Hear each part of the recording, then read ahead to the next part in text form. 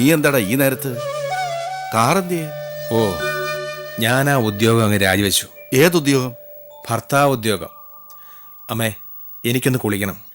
കുളിച്ചു വരുമ്പോൾ ചമ്മന്തി അരച്ച് കുറച്ച് കഞ്ഞി വേണം. കുറച്ചു മതി, ബുദ്ധിമുട്ടില്ലെങ്കിൽ. ബുദ്ധിമുട്ടോ? എനിക്കോ? എന്താ മോനെ നീ ഇങ്ങനെ പറയുന്നത്? ആരാണ് എപ്പോഴാണ് അപമാനിക്കാന്ന് പറയാൻ പറ്റില്ലല്ലോ അമ്മേ. നീ ഒന്ന് തെളിച്ചു പറഞ്ഞേ ഹരി, എന്താ പ്രശ്നം? ഏയ്, ഒന്നുമില്ല. ആ ഉദ്യോഗം ഭരിക്കാൻ എനിക്ക് യോഗ്യതയില്ല. ഞാൻ എത്രയായാലും ഒരു സാധാരണക്കാരന്റെ മകനല്ലേ. എനിക്ക് ചെമ്മീൻ ഫാക്ടറിയും പീലിംഗും ഒന്നും ഒരിക്കലും ആത്മാവിലേക്ക് എടുക്കാൻ പറ്റില്ലല്ലോ. ഞാനൊന്ന് കുളിച്ചിട്ട് വരാം. കാര്യങ്ങളൊക്കെ വിശദമായിട്ട് പിന്നീട് സംസാരിക്കാം.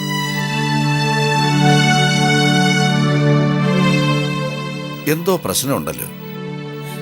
എന്തെങ്കിലും കാര്യമായിട്ടുണ്ടായി കാണും. അല്ലെങ്കിൽ അവൻ എത്ര ദണ്ണത്തോടെ സംസാരിക്കില്ല. എനിക്കറിയാം, എന്റെ കുഞ്ഞിന്റെ മനസ്സ് നല്ലോണം വേദനിച്ചിട്ടുണ്ട്. വലിയ വീട്ടില് കല്യാണം കഴിപ്പിച്ച് വിടണ്ടായിരുന്നു. ആകെയുള്ളൊരു ചെറുക്കൻ. ഈ വീട്ടിൽ അവനില്ലാതെ. ദേ, ഞാനൊരു കാര്യം പറയാം. അത് വേണ്ടെങ്കി വേണ്ട. അവനെ വെറുതെ അതും ഇതും പറഞ്ഞു ഉന്തി തള്ളി അങ്ങോട്ട് വിടണ്ട.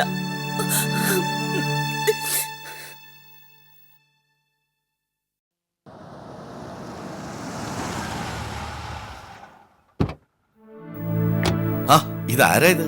വന്നാട്ടെ. ഹരി എവിടെ? അവൻ വന്നു കയറിയിട്ടൊന്ന് കുളിക്കാൻ പോയി. സാറ് വന്നാട്ടെ, ഇരിക്കാം. ഇരിക്കാം. എന്താ സാർ, എന്തു പറ്റി? എന്തെങ്കിലും പ്രശ്നം? അവൻ വന്നു കയറിയപ്പോൾ മുതൽ ഞങ്ങൾക്കൊരു പന്തികേട്. ചോദിച്ചിട്ട് തെളിച്ചൊന്നും പറഞ്ഞില്ല. കുറച്ച് പ്രശ്നങ്ങളുണ്ട്. പിള്ളേരല്ലേ, പെട്ടെന്ന് ഇണങ്ങും പിണങ്ങും. എൻ്റെ മോളാണെങ്കിൽ ഞാൻ പണ്ടേ പറഞ്ഞിട്ടുള്ളതല്ലേ, കുറച്ച് ബിഹേവിയറൽ പ്രോബ്ലംസ് ഉണ്ട്. അവൾക്ക് എന്തോ തെറ്റിദ്ധാരണ പോലെ. അതേ ചൊല്ലി ഒന്നും രണ്ടും പറഞ്ഞേ. അല്ല, ഇപ്പോഴത്തെ പിള്ളേർക്ക് പിന്നെ പിണങ്ങാൻ പ്രത്യേകിച്ച് കാരണമൊന്നും വേണ്ടല്ലോ. പക്ഷെ എന്റെ മോൻ ഹരി അങ്ങനെ നിസ്സാര കാര്യങ്ങൾക്കൊന്നും പിണങ്ങുന്നവനല്ല. തെറ്റ് 100% പ്രിയയുടെ ഭാഗത്താണെന്നേ ഞാൻ പറയൂ. മാപ്പ് പറഞ്ഞ് ഹരിയെ കൂട്ടിക്കൊണ്ടുപോകാൻ വന്നതാ ഞാൻ. അയ്യോ, അങ്ങനെ പറയരുത്. സാർ എൻ്റെ മകനോട് മാപ്പ് ചോദിക്കാമെന്ന് പറയുന്നത് തന്നെ. പക്ഷെ ഒരു കാര്യം പറയാം സാർ, എൻ്റെ മോൻ അങ്ങനെ എല്ലാം ഇട്ടറിഞ്ഞ് വന്നെങ്കിൽ പിന്നെ മാപ്പ് ചോദിച്ചിട്ട് കാര്യമുണ്ടെന്ന് തോന്നുന്നില്ല. പണ്ടേ ഒരു വല്ലാത്ത സ്വഭാവക്കാരനാവൻ. ദേഷ്യപ്പെടുകയോ വഴക്കിടുകയോ ചെയ്യില്ല. പക്ഷേ ഒരു തീരുമാനമെടുത്താൽ പിന്നെ ഞാൻ വിചാരിച്ചാലും അവനെ അതിൽ നിന്ന് മാറ്റാൻ പറ്റില്ല. അവന് സ്നേഹിക്കാൻ മാത്രമേ അറിയൂ. എനിക്കറിയാം, ഹരി എൻ്റെ വീട്ടിൽ താമസിക്കാൻ തുടങ്ങിയിട്ട് ഇത്രയും മാസങ്ങളെ ആയിട്ടുള്ളൂ. പക്ഷേ എനിക്കറിയാവുന്നതുപോലെ ഹരിയെ വേറെ ആർക്കും മനസ്സിലാവില്ല. സത്യം പറഞ്ഞാൽ സാർ, സാറിൻ്റെ മകനെ മരുമകനായിട്ടല്ല, മകനായിട്ടേ ഞാൻ കണ്ടിട്ടുള്ളൂ. ആ, ഇതാരാ? ഡാഡിയോ? വന്നിട്ട് കുറെ നേരമായോ? ആ, ഡാഡി വന്നത് ഏതായാലും നന്നായി. വിവരങ്ങളൊന്നും ഞാൻ പറഞ്ഞിരുന്നില്ല. ഇനിയിപ്പോൾ അതിൻ്റെ ആവശ്യമില്ലല്ലോ. ഞാൻ മാപ്പ് ചോദിച്ച് നിന്നെ കൂട്ടിക്കൊണ്ടുപോകാൻ വന്നതാ മോനെ. നീ കൂടെ വരണം. ഡാഡി എന്തിനാ എന്നോട് മാപ്പ് ചോദിക്കുന്നത്? ഡാഡിക്ക് എന്നെ തല്ലാനും കൊല്ലാനും അവകാശമുണ്ട്.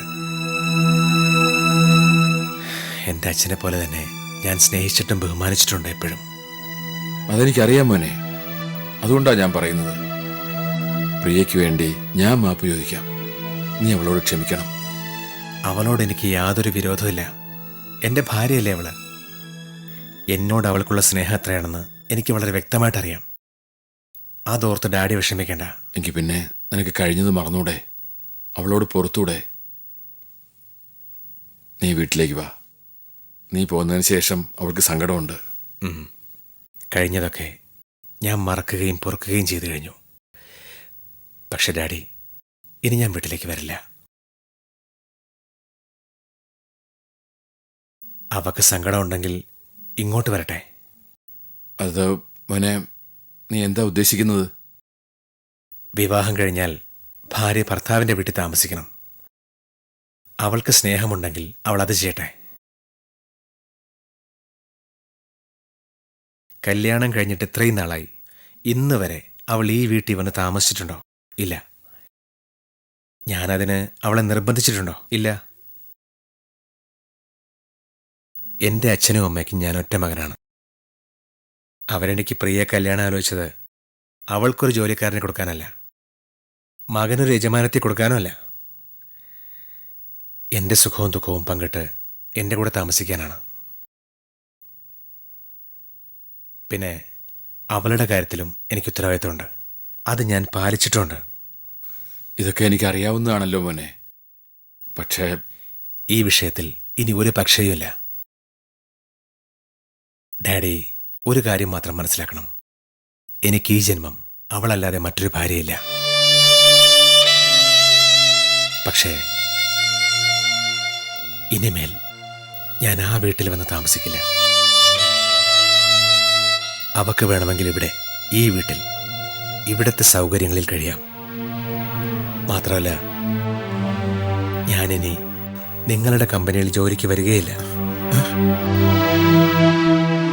ഡാഡി ഒന്നുകിൽ വേറെ ആരെങ്കിലും അപ്പോയിന്റ് ചെയ്യണം. അല്ലെങ്കിൽ എന്തിനാ വേറൊരാള്? പ്രിയ ഉണ്ടല്ലോ, അവക്ക് നല്ല കാര്യപ്രാപ്തിയുണ്ട്.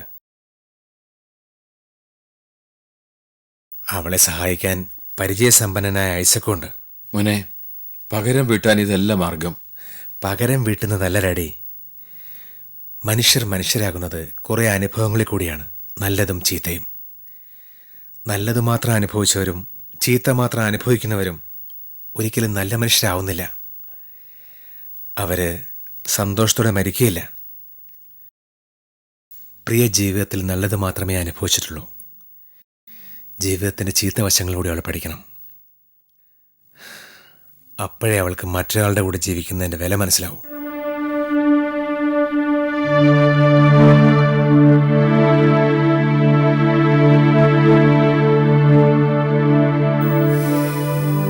എങ്കിൽ ഞാൻ ഇറങ്ങട്ടെ.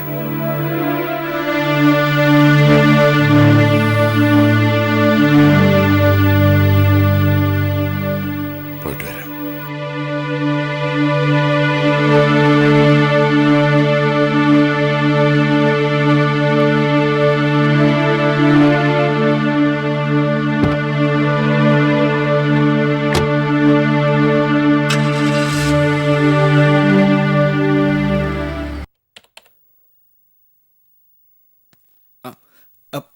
Good morning sir. സാറെന്താ പതിവില്ലാതെ?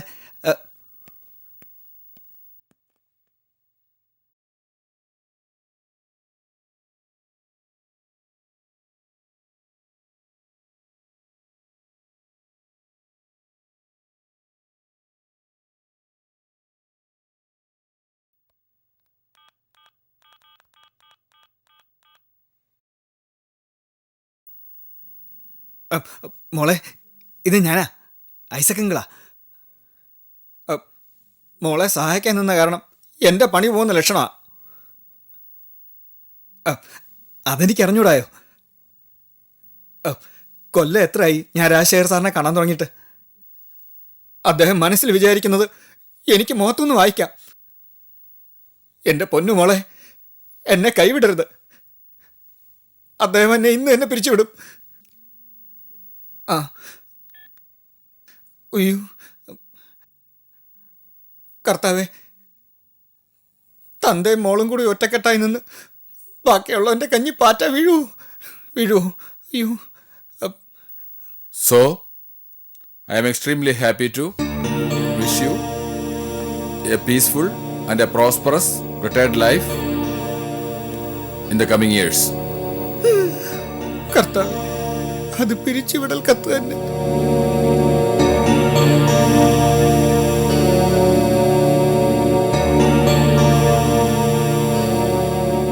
ഐസക് സാറിനെ വിളിക്കുന്നു.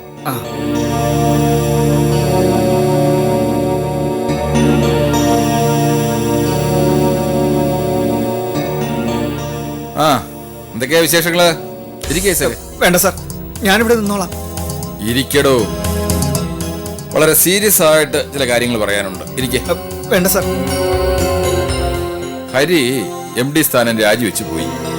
അതുകൊണ്ട് ഇപ്പോൾ വയസ്സുകാലത്ത് എനിക്ക് ജോലിയായി. അതിലെനിക്ക് തന്നോടാണ് ഏറ്റവും കൂടുതൽ നന്ദിയുള്ളത്. 10-15 വർഷം തനിക്കും കുടുംബത്തിനും ഉപജീവനത്തിനുള്ള മാർഗം ഉണ്ടാക്കി തന്ന ഈ കമ്പനിയോട് താൻ കാണിച്ച നന്ദിയാണ് അതിന് കാരണം. വളരെ നന്ദിയുണ്ട് സാർ. സാർ എന്നെ തെറ്റിദ്ധരിക്കരുത്. എനിക്കൊരു തെറ്റിദ്ധാരണയുമില്ല. ഇതാ സാർ പ്രിന്റ്.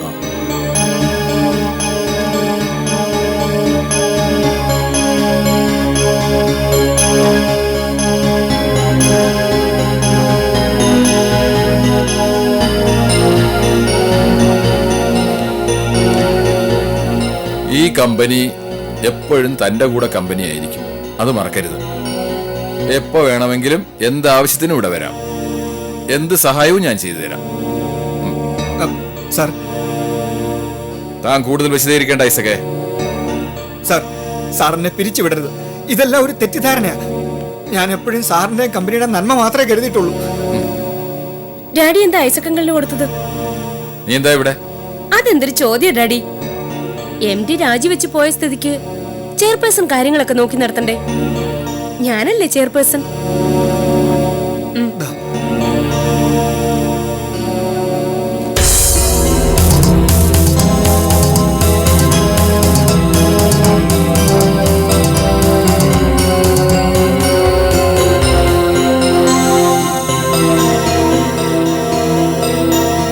ഓ, ഇത് പിരിച്ചുവിടാനുള്ള കത്താണല്ലേ?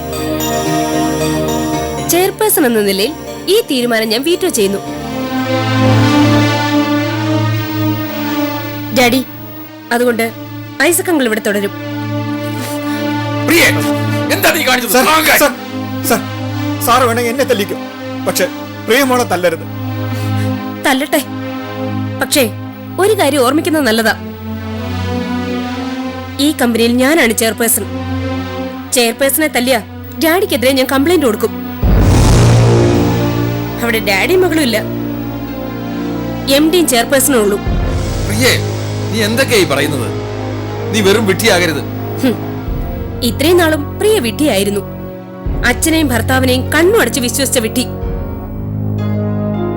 ഇനി അങ്ങനെയല്ല. എന്ത് വേണമെന്ന് എനിക്കറിയാം. ഈ കമ്പനിയുടെ ഭരണം ഞാൻ ഏറ്റെടുക്കുകയാണ്.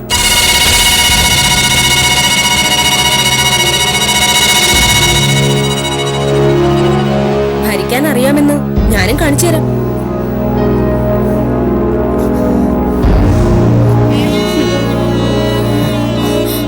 അയ്യോ ഡാഡി, ഡാഡി എന്താ? എന്ത് പറ്റി ഡാഡി? ഡാഡി, ഐസക്കുകളെ കുറച്ച് വെള്ളം എടുത്തിട്ട് വാ. ഡാഡി, എന്താ എന്താ?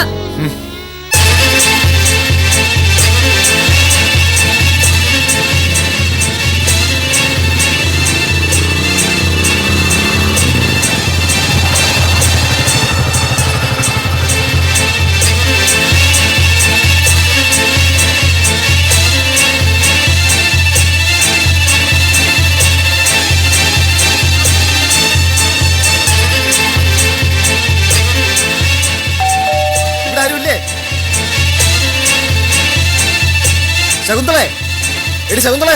ആരാ? എന്താ ശകുന്തളയില്ലേ? വിളിക്കേ. നിങ്ങളാരാ ശകുന്തളയുടെ? ശകുന്തള വിളിക്കേ. ശകുന്തളേ, കിഷോറേ, നിന്റെ ഭാര്യയെ വിളിക്കേ. ആരോ കാണാൻ വന്നിരിക്കുന്നു. ബന്ധുക്കളായിരിക്കും.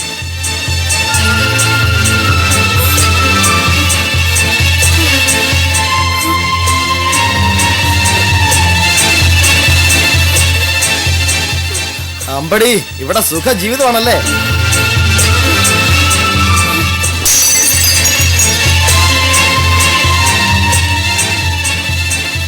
ഞങ്ങളെ പറ്റിച്ച് ഇവിടെ അങ്ങ് കൂടാന്ന് വിചാരിച്ചോ? അത് നടക്കത്തില്ല മോളെ. നീ ഇല്ലാത്തതുകൊണ്ട് നമ്മുടെ ബിസിനസ് ഒക്കെ മോശമാണ്. അതുകൊണ്ട് നിന്നെ കൊണ്ടുപോകാനാ ഞങ്ങൾ വന്നത്. കൂടെ വാ മോളെ. വന്നില്ല ഞങ്ങൾ കൊണ്ടുപോകും.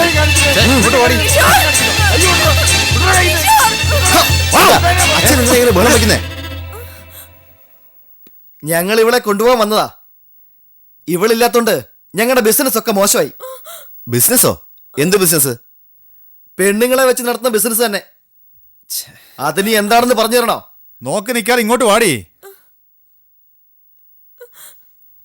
ആ ബിസിനസ് ഇവളും തമ്മിൽ എന്താ ബന്ധം? നല്ല ചോദ്യം. ഇവളല്ലയോ ഞങ്ങളുടെ ബിസിനസിന്റെ നാരായ പേര്.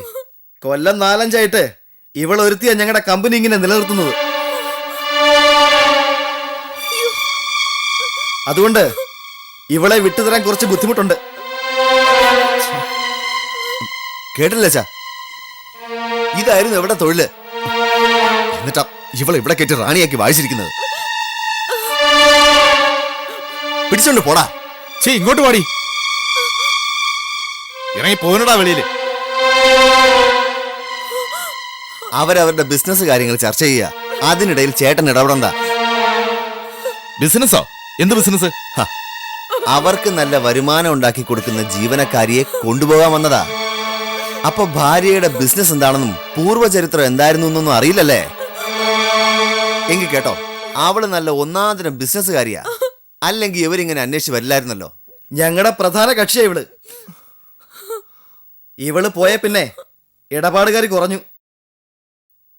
ഇങ്ങ് വാടാ, നിന്റെ ബിസിനസ് ഞാൻ നടത്തിത്തരാം. ഇവളെന്റെ ഭാര്യ ശകുന്തള.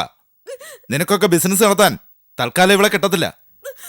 സാറേ, സാറിന് ഇവളെ കിട്ടിയുള്ളോ? ദിവസം 3-4 കസ്റ്റമേഴ്സിനെ വെച്ച് ആക്ടിവിറ്റിക്ക് പൊക്കൊണ്ടിരുന്നവളാ. ഇതിനകം ഒരു 4-5 ലക്ഷം പേരെ ഇവള് കണ്ടു കാണും. സാറിന് വേറെ ആരെയും കിട്ടിയില്ലയോ കല്യാണം കഴിക്കാൻ? ഇല്ലല്ലോ മോനെ. ഞാൻ പോലീസിനെ വിളിക്കണോ അതോ നീ മര്യാദയ്ക്ക് പോന്നോ? നന്ദു സാറേ, ഒന്ന് പറഞ്ഞു കൊടുക്ക്. അപ്പോ നിങ്ങൾ തമ്മിൽ നേരത്തെ പരിചയമുണ്ടല്ലേ? ഏയ്, എന്ത് പരിചയം? എടാ, നിന്നേക്കാൾ ഒരു 4-5 കൂടുതലുണ്ടവനല്ലേ ഞാൻ. ഒരമ്മയുടെ വയറ്റിൽ ജനിച്ചതുമാ. ഒരേ തന്തയുടെ വിത്ത് ഗുണവും ഉണ്ട്. അപ്പോ നിന്റെ കുരുക്കുവേല മനസ്സിലാക്കാൻ എനിക്ക് വലിയ പ്രയാസമൊന്നുമില്ല.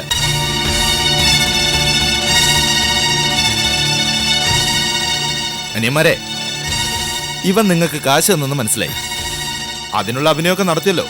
ഇനി പോയേ, സ്ഥലം കാലിയാക്ക്.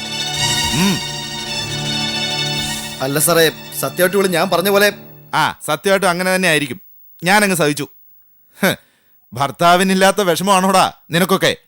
ഓടറാ പട്ടികളെ. എടാ, പോവാനോ?